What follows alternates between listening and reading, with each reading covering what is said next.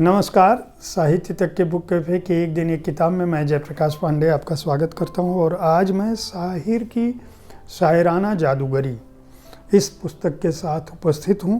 इसकी परिकल्पना व चयन अरविंद मंडलोई ने किया है। संपादन व अनुवाद डॉक्टर तारिक कमर ने किया है। ये जन्म शताब्दी वर्ष संस्करण है इस पुस्तक का और इस पुस्तक में साहिर के बारे में कुल 23 खंड हैं। जिंदगानी के हर हालात, छोटे बड़े, मर्द औरत और बच्चों तक के लिए उन्होंने फिल्मी गाने लिखे और मेरी तरह करोड़ों लोग आज भी उनको सुनकर बड़े हो रहे हैं। अरविंद मंडलोई ने इसी भूमिका के साथ इस पुस्तक को चयन किया है। इसी तरह डॉक्टर तारिक कमर का कहना है कि यह शायरी वाकई एक तिलस्म है, एक जादू है जिसकी गिरफ्त और हिसार से बाहर निकलना आसान नहीं, और अगर इस हिसार से किसी तरह बाहर निकल भी जाएं तो साहिर के कितने ही शेर, नज़में, गज़लें आपकी हमसफ़र हो जाएंगी। इस पुस्तक में साहिर लुधियानवी के जीवन, उनके प्रेम, उनके लेखन शैली, उनकी शायरी और उनसे जुड़े अनूठे किस्से शामिल हैं। 23 खंडों को अलग अलग लोगों ने लिखा है, जिनमें भूमिका अरविंद मंडलोई ने लिखी है। डॉक्टर तारिक कमर ने इश्क नाकाम से ही जिंदगी नाकाम नहीं, इस शीर्षक से साहिर के जीवन पर रोशनी डाली है। नरेश कुमार साध ने लिखा है साहिर के साथ एक शाम, यानी इन्होंने जो शाम साहिर के साथ गुजारी थी उसका जिक्र है। ख्वाजा अहमद अब्बास का एक बहुत महत्वपूर्ण लेख है, वह उधार बाकी रह गया। इसके अलावा अली सरदार जाफरी का लेख परछाइयाँ अदब में एक खूबसूरत इजाफा के नाम से संकलित है। जान निसार अख्तर का लेख जो साहिर पर है, गीतों का रसिया, उसको भी इसमें संकलित किया गया है। इसके अलावा कैफी आज़मी मेरा हम अस्र मेरा साथी इस शीर्षक से है। सैयद बज्जाद जहीर ने फूलों से लदी चंपा की खुशबू इस नाम से साहिर को याद किया था। एक साहिर का इंटरव्यू भी है, एक मुलाकात, निदा फाजली ने इसको लिया है।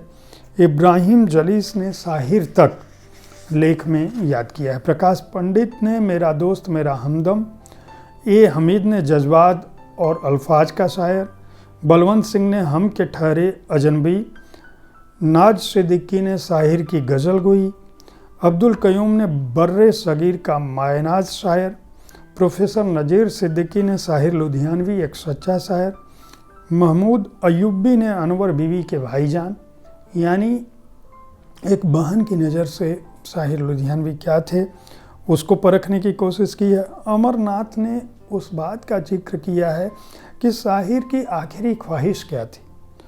कश्मीरी लाल जाकिर ने साहिर का कफन ही मेरी किताब का कफन है इस शीर्षक से लेख उनका संकलित है। फ़िक्र तौसवी का साहिर मेरा यार बेली, ये खंड हैं जो साहिर के ज़माने से जुड़े हुए लेखकों ने या गीतकारों ने या शायरों ने या आलोचकों ने या लेखकों ने जो देखा था, उनके बाद के लेखकों ने जो उनसे प्यार करते थे, उनकी लेखनी से जिनको इश्क था, उन लोगों ने अपनी लेखनी से, अपने लेखन से इस पुस्तक को समृद्ध किया है। इस पुस्तक की कुछ और खूबियां हैं जिनमें शाहिर की कुछ मशहूर नज़में इसमें शामिल हैं। इसके अलावा बेहतरीन गज़लें भी इसके अंदर संकलित हैं और कुछ सदाबहार नगमे जो शाहिर को महत्वपूर्ण बनाते हैं, कालजयी बनाते हैं और हर कालखंड में हर उम्र के लोगों के बीच उन्हें लोकप्रिय बनाते हैं। सज्जाद जहीर ने लिखा है कि शायर का बुलंद तरीन अमल हम पर इस तरह असरअंदाज होता है जिस तरह एक गीत में आम और खूबसूरत अल्फाज मौसीकी में ढल जाते हैं। ख्वाजा अहमद अब्बास ने एक बार कहा था, सर सैयद अहमद खान ने कहा था ख्वाजा अहमद अब्बास से एक मौके पर कि अगर खुदा ने मुझसे पूछा कि दुनिया में तुमने क्या काम किया तो मैं जवाब दूंगा, मैंने ख्वाजा अल्ताफ़ हुसैन हाली से मुसद्दरे हाली लिखवाई थी। इसी तरह मैं कह सकता हूँ कि एक तहरीर मैंने भी लिखी वह एक खुली चिट्ठी थी जो मैंने 1948 में साहिर लुधियानवी के नाम लिखी थी। ख्वाजा अहमद अब्बास की यह टिप्पणी यह बताती है कि साहिर लुधियानवी उनके जीवन में कितने असर रखते थे या उनके दौर में कितना महत्वपूर्ण उनका नाम और काम था। इसी तरह जानिसार अख्तर की टिप्पणी है, साहिर का यह कारनामा है कि उसने फिल्मों को ऐसे गीत दिए जो सियासी और समाजी शऊर से लबरेज थे। तो कैफी आजमी कहते हैं, मुझे अक्सर सोचना पड़ता है कि मैं साहिर को उनकी शायरी की वजह से अजीज़ रखता हूँ या उनकी शायरी को साहिर की वजह से। यह एक महत्वपूर्ण पुस्तक है जो साहिर लुधियानवी जैसे महान शायर को समझने का एक अलग नज़रिया, एक अलग दृष्टिकोण देती है। मंजुल पब्लिकेशन ने इस पुस्तक को प्रकाशित किया है। मूल्य केवल 299 रुपये है और पृष्ठ संख्या है 216। उम्मीद है साहित्य तक का यह एपिसोड आपको पसंद आया होगा। इस कार्यक्रम में आप किस तरह की पुस्तकों की चर्चा चाहते हैं, उनके बारे में अपनी राय से हमें ज़रूर अवगत कराएं। हमारी कोशिश होती है कि हम विविध विधाओं की पुस्तकों के साथ आपके पास पहुँचें ताकि आपको अच्छी पुस्तकों के चयन में आसानी हो।